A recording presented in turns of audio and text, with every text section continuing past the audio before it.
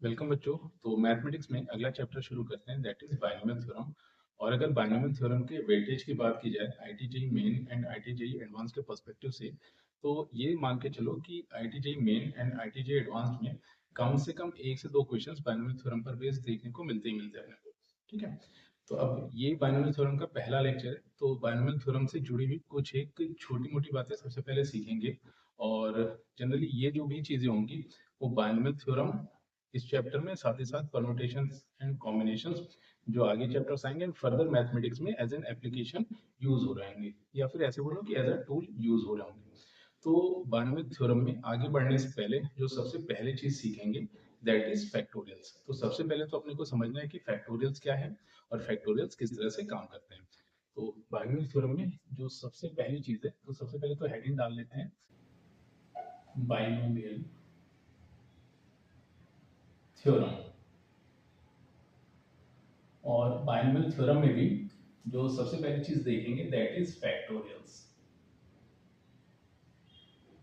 तो अब जो भी चीजें सीख रहे होंगे वो सारी की सारी चीजें एज अ डेफिनेशन और पॉइंट वाइज पॉइंट लिखते चलेंगे। तो जो फैक्टोरियल्स में सबसे पहला पॉइंट होगा दैट विल बी सिंबल्स। कुछ एक यूज किए जाएंगे फैक्टोरियल फैक्टोरियल को डिनोट करने के लिए। तो सबसे पहले तो ये हुआ कि सिंबल्स एक्सक्लेमेशन वाला, या फिर ये जो एंगल ब्रैकेट होता है, तो ये दो सिंबल्स फैक्टोरियल को डिनोट करने के लिए यूज किए जाते हैं। तो symbols are used to denote factorials, are used to denote factorials. फिर सेकंड नंबर पर बात यह है कि अब फैक्टोरियल को डिफाइन कैसे किया जाता है। फॉर एग्जांपल, अगर अपने पास कहीं पर ऐसे लिखा हुआ है 3 फैक्टोरियल, तो इसका सिंपल सा मीनिंग क्या होगा। तो 3 फैक्टोरियल का सिंपल सा यहाँ पर मीनिंग ये हो गया कि पहले 3 नेचुरल नंबर्स का प्रोडक्ट। तो यहाँ पर आ गया product of first 3 natural numbers. तो अब अगर पहले 3 नेचुरल नंबर्स के प्रोडक्ट की बात करो तो अपने को मिलेंगे 1 मल्टीप्लाइड 2 मल्टीप्लाइड 3, सिंप्लीफाई किया तो ये अपने पास 6 बन जाएगा। तो इसका मतलब ये हुआ कि 3 फैक्टोरियल ये अपने को मिला है 6। सिमिलरली अगर यहाँ पर देखा जाए कि 4 फैक्टोरियल, इसका मीनिंग क्या होगा। तो 4 फैक्टोरियल का सिंपल सा मतलब ये हो गया कि पहले 4 नेचुरल नंबर्स का प्रोडक्ट। अब अगर पहले 4 नेचुरल नंबर्स का प्रोडक्ट किया जाए तो अपने को मिलेगा 1 मल्टीप्लाइड 2 मल्टीप्लाइड 3 मल्टीप्लाइड 4, और इसको सिंप्लीफाई किया तो रिजल्टेंट आ जाएगा 24। सिमिलरली अगर इसकी बात की जाए कि 5 फैक्टोरियल एग्जैक्टली क्या होगा, तो 5 फैक्टोरियल का सिमिलरली ऐसे मीनिंग हो गया। और 5 फैक्टोरियल का सिंपल सा मतलब ये हो गया कि पहले 5 नेचुरल नंबर्स का प्रोडक्ट। तो ये मिलेगा 1 multiplied 2 multiplied 3 multiplied 4 and multiplied 5। तो इसको सिंप्लीफाई किया तो अपने को रिजल्टेंट देगा 120। तो ये था फैक्टोरियल, उसका सिंबॉलिक रिप्रेजेंटेशन कि किस सिंबल से फैक्टोरियल को डिनोट किया जाता है। साथ ही साथ उस पर बेस्ड कुछ एक इमीडिएट एग्जांपल्स से अपने पास, फिर फर्दर फैक्टोरियल्स में आगे बढ़ते हैं और कुछ और चीजें देखते हैं।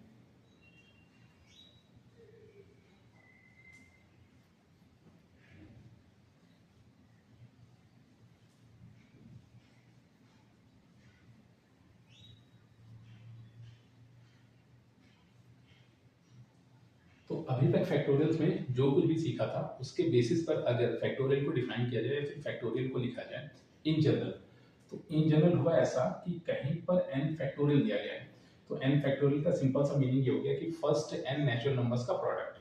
तो ये बन जाएगा 1 multiplied 2 multiplied 3 up to n, मतलब product of first n natural numbers. और साथ ही साथ एक चीज और होती है कि 0 फैक्टोरियल को हमेशा 1 लिखा जाता है। तो अब अगर इन सभी बातों को क्लब करके फैक्टोरियल की डेफिनेशन को लिखा जाए, तो अगर कहीं पर n फैक्टोरियल दिया गया है तो n फैक्टोरियल की एक पीस वाइज से डेफिनेशन देखने को मिलेगी। तो n फैक्टोरियल अपने को मिलेगा 1 multiplied 2 multiplied 3 up two multiplied n when n is any natural number. और साथ ही साथ जो अगर n की वैल्यू 0 होगी तो n फैक्टोरियल हमेशा 1 देखने को मिलेगा, अगर n यहाँ पर 0 हो जाता है तो। तो इसका सिंपल सा मीनिंग हो गया कि n फैक्टोरियल को लिखा जाएगा 1 multiplied 2 multiplied 3 up two multiplied n, जबकि n कोई भी नेचुरल नंबर होगा और n फैक्टोरियल को 1 लिख दिया जाएगा अगर इस n की वैल्यू यहाँ पर 0 हो जाती है। तो ये आ गया अपने पास फैक्टोरियल की स्टैंडर्ड डेफिनेशन। अच्छा, अब फिर इसमें कुछ और चीजें देखते हैं। फॉर एग्जांपल जैसे अपने पास लिखा हुआ था 4 फैक्टोरियल और एक चीज और गिवन थी 3 फैक्टोरियल।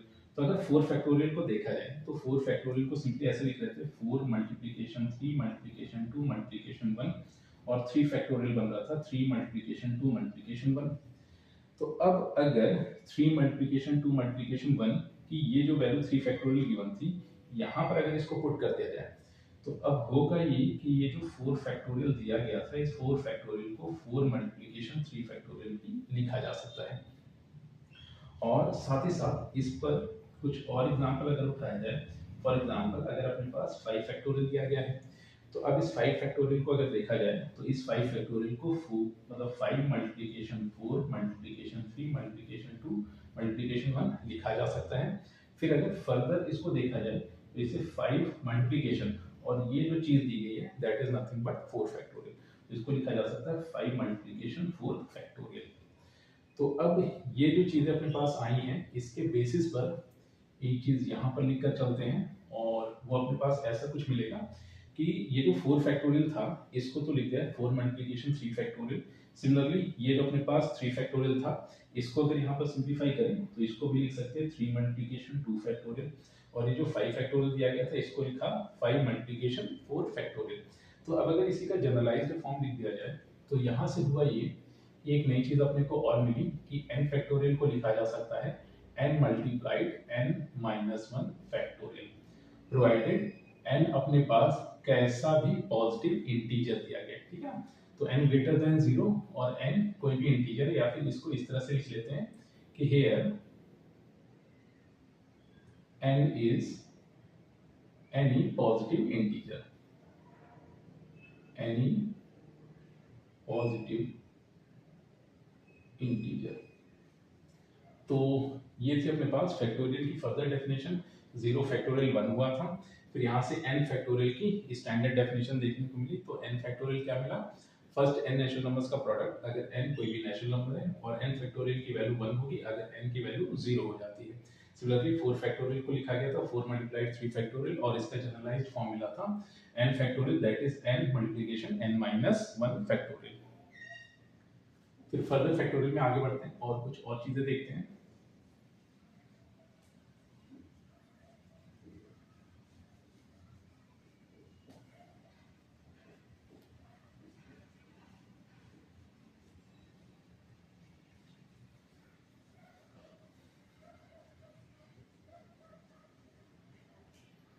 तो अब सबसे पहले तो हुआ ये कि एक चीज आई थी कि जो n फैक्टोरियल लिखा हुआ था तो इसको लिख दिया गया n multiplication n minus 1 factorial.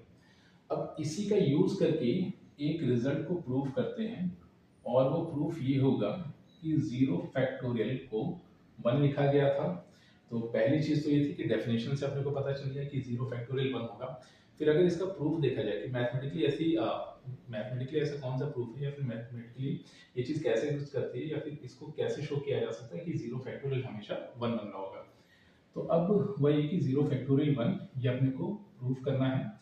तो अब एक कंडीशन गिवन थी, जो कंडीशन यहाँ पर लिखी है that is n factorial n dot n minus 1 factorial दिया गया था, ठीक है। और प्रोवाइडेड n कोई भी पॉजिटिव इंटीजर है। तो अगर n यहाँ पर कोई भी पॉजिटिव इंटीजर है तो एक काम ये कर लेते हैं कि ये जो अपने पास कंडीशन दी गई है इस कंडीशन में n के प्लेस पर 1 पुट कर देते हैं।